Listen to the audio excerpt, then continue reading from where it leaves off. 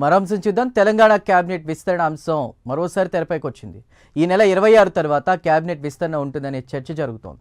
CM Delhi పర్యటనతో నేతల్లో ఆశలు నెలకొన్నాయి. సీఎంను కలిసి నేతలు వినతి పత్రాలు ఇస్తున్నారు. మాదిగ సామాజిక వర్గానికి అవకాశం ఇవ్వాలని ఆ పార్టీ సామాజిక వర్గ ఎమ్మెల్యేలు కోరారు. ఇక లంబాడా సామాజిక వర్గానికి సైతం కేబినెట్లో చోటు కల్పించాలని నేతలు కోరుతున్నారు. 6 అభ్యర్థుల కోసం 18 మంది నుంచి 20 మంది నేతలు పోటీ పడుతున్నట్టు తెలుస్తోంది. పూర్తి వివరాల్ని మా ప్రతినిధి అజీం అందిస్తారు ఫీల్డ్ రిపోర్ట్ ద్వారా. అజీం,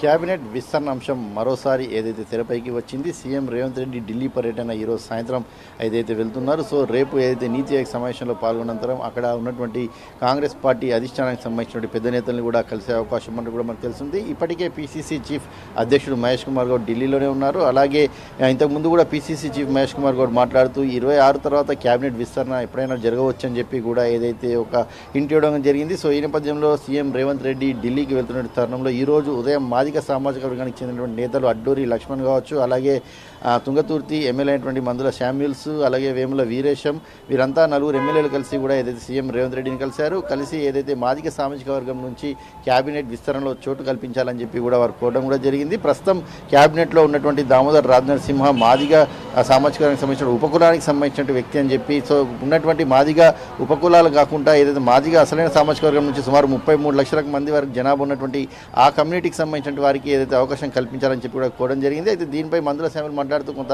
వివాదాస్పదమైన కామెంట్స్ కూడా చేశారు. ఏదైతే దామోదర్ రాజనరసింహ నిఖార్సైన మాదిగ కాదనుకుంటూ కూడా ఏదైతే కామెంట్ చేశారు. సో ఈ నేపథ్యంలో మాదిగ సామాజిక వర్గానికి క్యాబినెట్లో విస్తరణ అవకాశం కల్పించాలని చెప్పి కోరడం కూడా చేశారు. గతంలో అసెంబ్లీ సమావేశాలు నడుస్తున్నటువంటి సమయంలో లంబాడా సామాజిక వర్గానికి సంబంధించిన నేతలు కూడా సీఎం రేవంత్ రెడ్డికి, అలాగే ఏదైతే ఢిల్లీ అధిష్టానానికి సంబంధించినటువంటి కేసీ వేణుగోపాల్, ఏఐసీసీ అధ్యక్షుడు ఖార్గే, రాహుల్ గాంధీ కూడా వాళ్ళు లేఖ కూడా రాయడం జరిగింది. ఎస్టీ సామాజిక వర్గం చాలా బలమైన సామాజిక వర్గం రాష్ట్రంలో. సో ఏదైతే అధికారంలోకి రావడానికి కూడా చాలా కీలక పాత్ర పోషించింది. లంబాడా సామాజిక వర్గం నుంచి కూడా ఖచ్చితంగా క్యాబినెట్లో విస్తరణకు అవకాశం కల్పించాలని చెప్పి కూడా వారు కోరడం కూడా జరుగుతుంది. సో అయితే ప్రస్తుతం 6 స్థానాలు మాత్రమే ఏదైతే క్యాబినెట్లో ఖాళీగా ఉన్నాయి. సో 6 స్థానాలకు సుమారు 18 నుంచి 20 మంది వరకు పోటీ పడుతున్నట్టు కూడా మనకు ఏదైతే అంచనా వేయగలుగుతున్నాం. సుమారు ఉమ్మడి ఆదిలాబాద్ జిల్లా నుంచి మనం చూసుకున్నట్టయితే పార్టీ సీనియర్ నేత ప్రేమ్ సాగర్ రావు ఏదైతే ఇప్పటికే క్యాబినెట్లో చోటు కోసం ఏదైతే ఆశిస్తున్నారో, అలాగే కొంత అసంతృప్తిగా కూడా ఉన్నారు. ఏదైతే అక్కడ ఉన్నటువంటి వివేక్ వెంకటస్వామి పేరు కూడా వినిపిస్తుంది. వివేక్ వెంకటస్వామి బీజేపీకి బీఆర్ఎస్ నుంచి వెళ్ళి కాంగ్రెస్ పార్టీలోకి వచ్చారు. కానీ నేను గత ఎన్నో ఏళ్ల నుంచి కూడా కాంగ్రెస్ పార్టీలో ఉన్నాను. పార్టీ కష్టకాలంలో ఉమ్మడి ఆదిలాబాద్ జిల్లాలో పార్టీని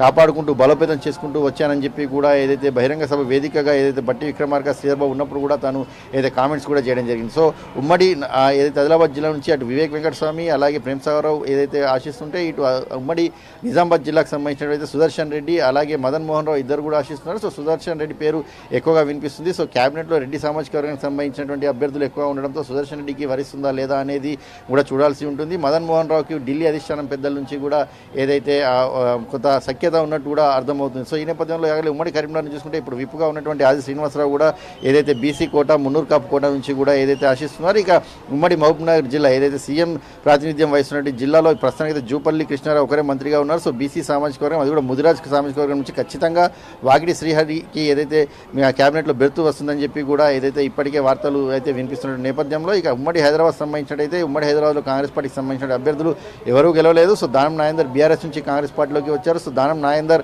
ఆశిస్తున్నారు కానీ పార్టీ మారిన వారికి లేదు అనే సంకేతాలు అధిష్టానం నుంచి కూడా వార్తలు వినిపిస్తున్న నేపథ్యంలో దానం నాయందర్కి ఉంటుందా లేదా అనేది కూడా డౌటే. ఇక రంగారెడ్డి అటు గ్రేటర్ పరిధికి సంబంధించి గతంలో చూసుకుంటే ఉమ్మడి రంగారెడ్డి కూడా దీంట్లోకి వస్తుంది. సో ఈ నేపథ్యంలో అటు మల్రెడ్డి రంగారెడ్డి ఇప్పటికే హాట్ కామెంట్స్ చేసుకుంటూ కూడా వచ్చారు. ఖచ్చితంగా రంగారెడ్డి జిల్లాకు సంబంధించి మంత్రి పదవి ఇవ్వాల్సి ఉంటుంది. ఉమ్మడి జిల్లాలో ఖచ్చితంగా ఒక మంత్రి పదవి ఇవ్వాలి. సో ఒకవేళ ఏదైతే సామాజిక వర్గం అడ్డుగా వస్తే తను రాజీనామా చేయడానికి కూడా సిద్ధమే అని చెప్పి వేరే సామాజిక వర్గం వారిని కూడా నిలిచిపెట్టి గెలిపిస్తానని కూడా చెప్పుకుంటూ వచ్చారు. సో ఉమ్మడి రంగారెడ్డి జిల్లాకు మంత్రి పదవి ఇవ్వాలని చెప్పి సీనియర్ నేత అయినటువంటి జానారెడ్డి సైతం ఒక లేఖ కూడా రాయడం జరిగింది. సో ఆ లేఖ వల్లే ఏదైతే విస్తరణ కూడా ఆగిపోయిందనే అంశం కూడా ఏదైతే చర్చ కూడా రావడం జరిగింది. ఇక ముఖ్యంగా చూసుకున్నట్టయితే ఉమ్మడి నల్గొండ జిల్లాలో చూసుకున్నట్టయితే పోటీ ఎక్కువగా నెలకొంది. ఏదైతే రాజగోపాల్ రెడ్డి ఖచ్చితంగా తనకు ఏదైతే మాట ఇచ్చారో సో తనకు అవకాశం ఇవ్వాలని చెప్పి ఏదైతే పట్టుబడుతున్నట్టు తెలుస్తుంది. ఇక లంబాడీ సామాజిక వర్గం నుంచి చూసుకున్నట్టయితే అటు బాలు నాయక్ దేవరకొండ ఎమ్మెల్యే కూడా ఏదైతే ప్రయత్నాలు కొనసాగిస్తున్నట్టు మనకు తెలుస్తుంది. అయితే రాజగోపాల్ రెడ్డికి ఇచ్చినట్టయితే ఇప్పటికే ఆ ఉమ్మడి నల్గొండ జిల్లాలో ఇద్దరు రెడ్డి సామాజిక వర్గం ఉత్తమ్ కుమార్ రెడ్డి కావచ్చు, కోమటిరెడ్డి వెంకటరెడ్డి కావచ్చు, ఇద్దరు కూడా ఆల్రెడీ క్యాబినెట్లో ఉన్నారు. సో